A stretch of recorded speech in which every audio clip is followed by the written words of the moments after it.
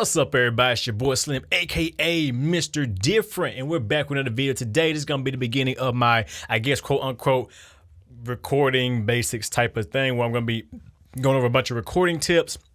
I get a lot of questions from both artists and producers who record people. They want me to do more recording, mixing vocals and all that kind of stuff. So I'm going to teach you some basic stuff and some vocal effects and all that good stuff. But yes, I'm using Studio One. That's because this is my DAW of choice when it comes to recording vocals. I can do a lot better with this than I can under other DAWs right now. So, but don't worry, all the techniques that I'm showing you, you can translate into Logic, Pro Tools, FL Studio, Cakewalk, Cubase, Ableton, Reason. The list goes on. Audacity, I don't even care. I mean, you can do this in pretty much anything, but you know, this is just what I'm choosing to, you know, to show off what I'm talking about. So today we're gonna be talking about how to record over a 2-track. Now, what is a 2-track? Basically, when you render out, when you render out your beat and you put it up on YouTube, that's a 2-track. It's basically a stereo. It's a stereo. It's one stereo channel of your whole music, so it has all your information in the one track, which is pretty cool. Instead of track outs would be every individual track. This is just everything compiled into one thing. Now, one mistake that I see a bunch of producers doing is when they sell leases, they're selling leases that look like this instead of this. Now, this is a mastered version of the beat, of my beat. Yeah, it looks nicer. It sounds louder. It's definitely been mastered, of course. But for recording purposes, it's very hard to record over something like this because you have less room and less dynamics, and it has less room for the artist to fit their vocals on. It makes like a mix engineer, or recording engineer.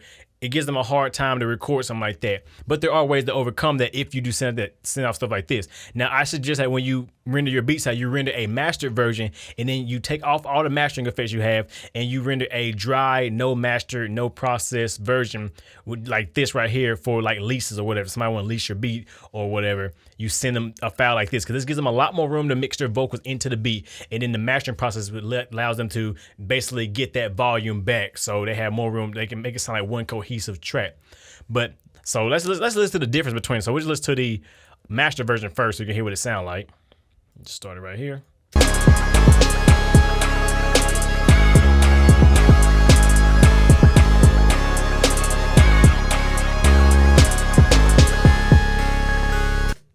Sounds nice, loud, and proud. Now let's listen to the unmastered version.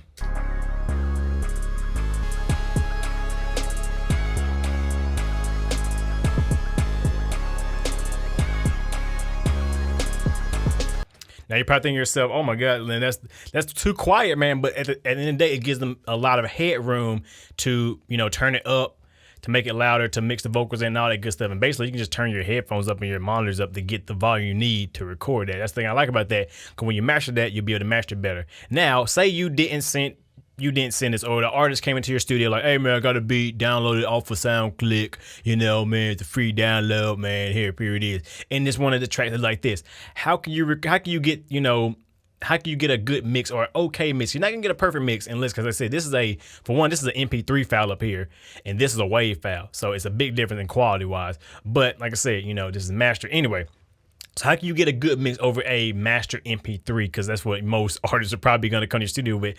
I hate when they do that, but that's just how artists are these days. They don't understand the struggles of a producer, right?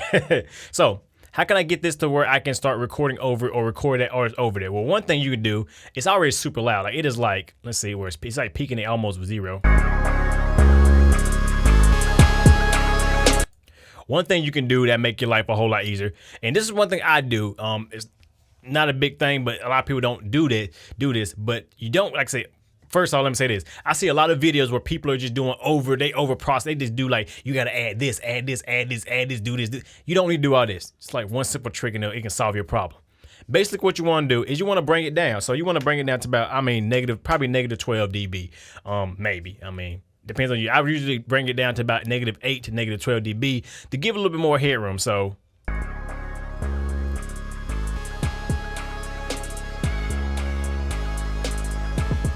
now that's more comparable to something like this. See, they sound exactly the same now.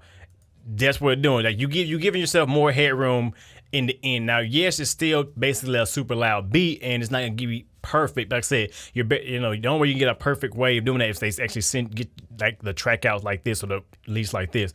But that will make your life a lot easier. Now you have a lot more room to put the vocals on top of the beat and break it down to where it kind of meshes together. And then you can master it, do your own mastering to get that volume back with your limiting and all that.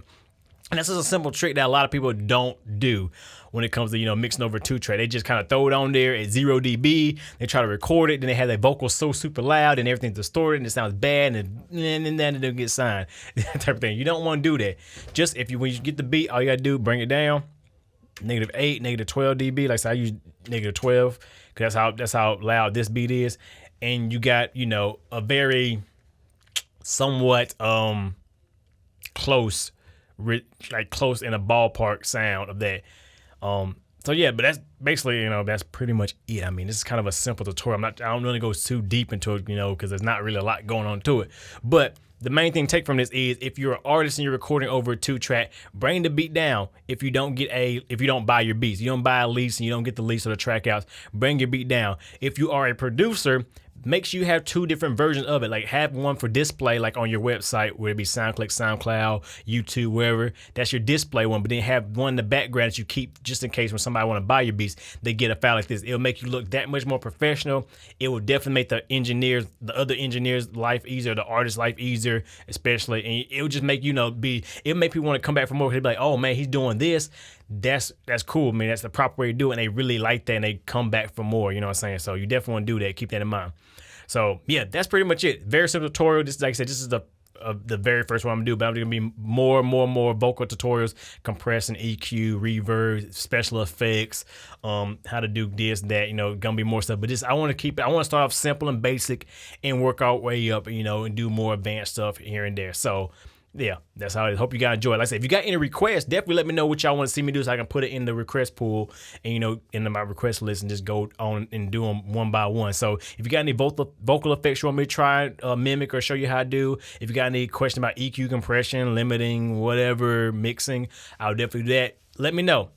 Give me some ideas, help me out so I can help you out. So with that being said, I hope you guys enjoy it. Like always, it's your boy Slim, aka Mr. Different. Not motivated by the money, but the like, comment, subscribe, and views. And I'm glad you guys stopped by, check the video out. Hopefully it helps somebody out, help a lot of you out, and it'll, you know, open your eyes to doing things. Just, I mean, it's one more step to do, but hey, it makes your life a whole lot easier in the long run. So with that being said, I hope you guys enjoy, and I'll see you guys in the next video.